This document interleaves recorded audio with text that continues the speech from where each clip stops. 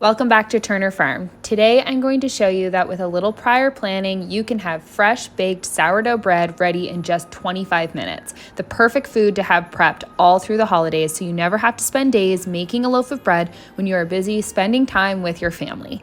Be sure to subscribe to our channel for more tutorials just like this one. So there's no denying the fact that Christmas is such a busy time of year. There's company coming and going, sometimes unannounced, and I find it's always really nice to have something that you can gift quickly or have to serve to your guests when they come into your home. So what if I told you that you could have sourdough bread, fresh sourdough bread, ready in 25 minutes with a little prior preparation anytime during the holidays. So today I'm going to teach you how to take your sourdough loaf, go through the whole bulk fermentation process, and then par bake it in the oven. So you're only doing half the bake with the cover on. Then you're taking that loaf out of the oven. We're going to let it cool and then freezing it. So you're freezing all your loaves partially baked.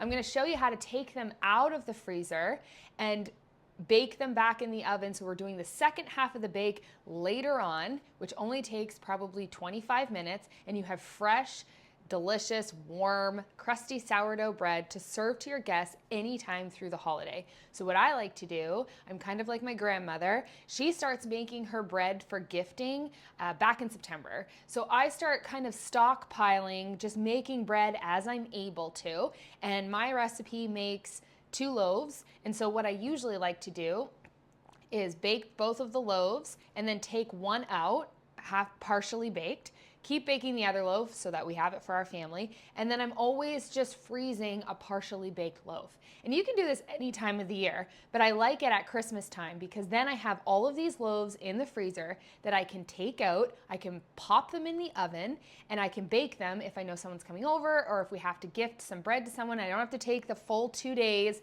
to make a fully fermented loaf of bread. I have a fully fermented, fresh baked loaf of bread to gift to someone or to serve to my guests. So I'm going to show you exactly how we're going to do that. So what I have here is a loaf of bread that came out of the freezer. So it's frozen solid, and it was partially baked. So this is one that I scored my loaf. I popped it into my Dutch oven, covered up, and I did the first half of the bake, which is about 20 to 22 minutes with the cover on.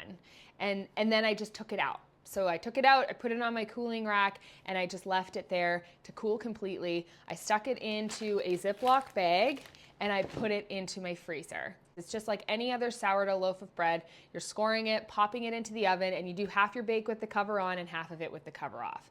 Except in this situation, you're not doing that second half until later. So what I've done is I've taken it out, I've cooled it, put it into the bag, stuck it in the freezer, and now it's time to do the second half of the bake. So what you're gonna do is you're gonna take it out of the freezer when you are, like, you know that you have to go somewhere, or maybe you know you have company coming over, and you wanna let this fully defrost inside the bag.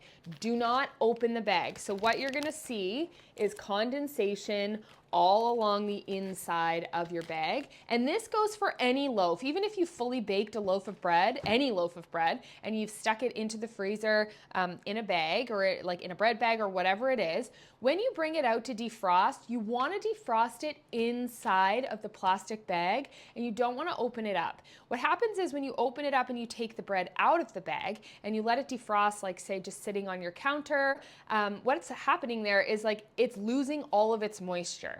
So all the moisture is coming out of the bread, and then it's just defrosting on the counter, and it goes stale very quickly. You're not going to have a really nice loaf of bread. And with this, basically what's going to end up happening is you're going to have a really dry loaf of bread, and you're going to try to stick it back in the oven and keep baking it. Well, that's not going to go over really well.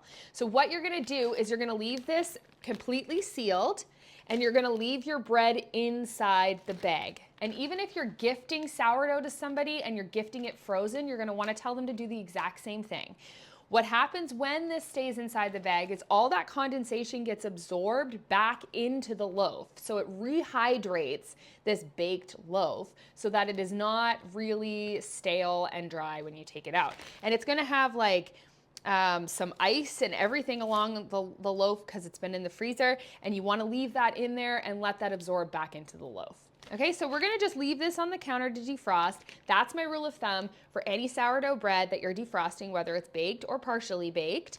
And then we're gonna show you how to stick it into the oven and bring this right back to life for a beautiful crusty loaf of bread that's fresh. So we're ready to bake this. The inside core of the loaf is still frozen. So it's not that you're looking for this to completely thaw out.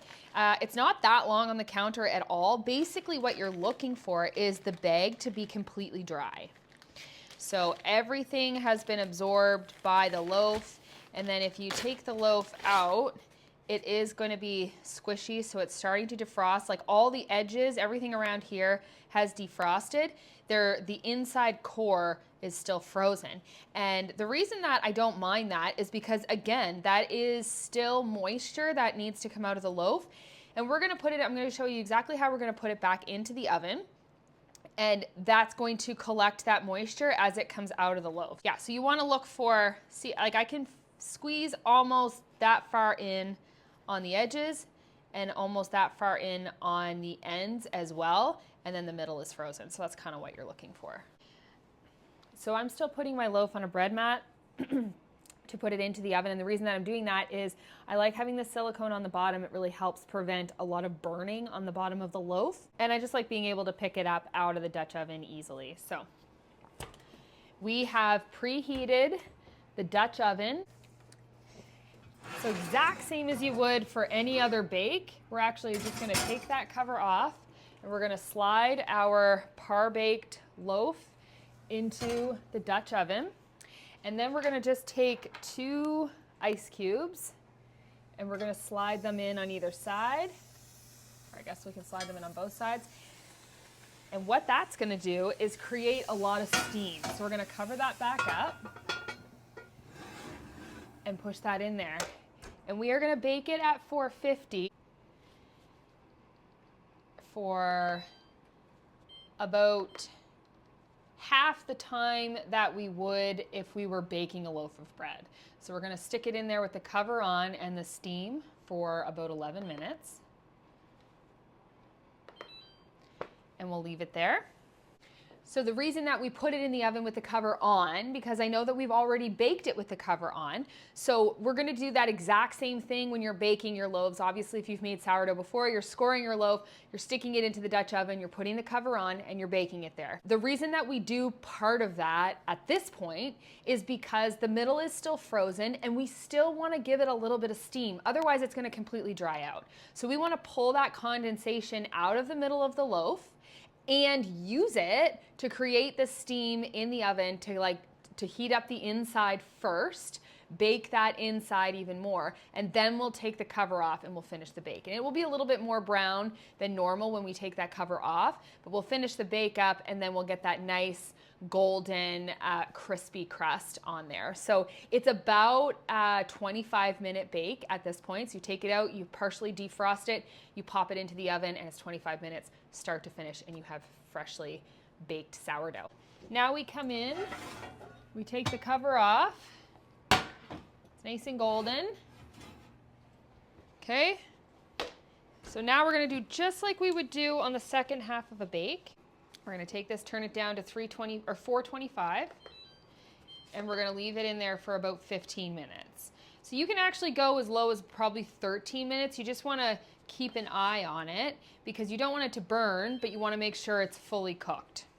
So the biggest thing to remember when you are doing this is when you bring it out of the oven, you're just going to pop your quick read thermometer into it and make sure that you have the internal up to 200. And so right now we're sitting at around 194, 195.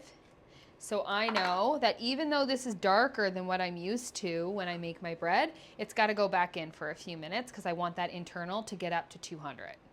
Here we are out of the oven. It's fluffy, it's beautiful, it has a perfect crust on the bottom. It should have like a nice hollow sound. And I let it cool a bit so that we can cut into it and see what the inside looks like. So let's cut in. And it's perfectly cooked, perfectly baked inside, nice even crumb. There's no fool's crumb or any gumminess or anything like that. It's nice and soft inside. It's just like the perfect bake. So this is a really great way to prepare for Christmas early by just making loaves here and there and putting them into the freezer partially baked so you can bring them out all over the holidays and have fresh baked sourdough bread in 25 minutes.